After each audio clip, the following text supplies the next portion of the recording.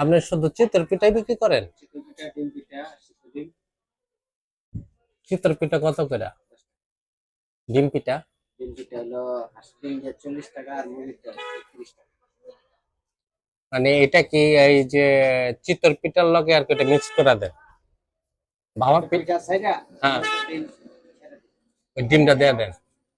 আচ্ছা, ভাপা পিঠা না, বিক্রি করেন এই না? একটাই কুলাইতে পারি না, সন্ধ্যার পরে প্রচন্ড ভিড় থাকে। না, পুরা পুরা ভিড়ে থাকে, সন্ধ্যার পরে চার চুলাই একটা বানাইতে করে সারতে পারি না।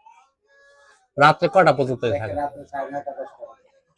আর এই আসরের পর থেকে? আসরের পর থেকে। আসরে একটু আগে আসি, ফুল কাজ করতে করতে সময় লাগে তো। এই চালু হইতে আসরের নামাজের সময়। মানে মোটামুটি অনেক জায়গায় থেকে লোক আসে। ও দূর দূর থেকে লোক আসে। আগে তো হাঁসের মাংস বেচতাম, হাঁসের মাংস বাদ দিয়ে দিছি। মানে চিতল পিঠার লাগে হাঁসের মাংস? আর শনিবারে হাঁসের মাংস বেচতাম। আমার সাইনবোর্ডে লেখা আছে, এখন বাদ দিয়ে দিছি। আচ্ছা, আচ্ছা।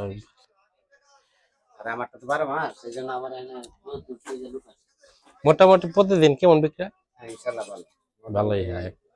10-12 কেজি চাল ফেলাই। 10-12 কেজি? চালের। এটা তো মানে শীতের দিনে একটু বেশি চলে। হ্যাঁ, শীতের দিনে বেশি, আর গরমের দিনে 8-10 কেজি চাল।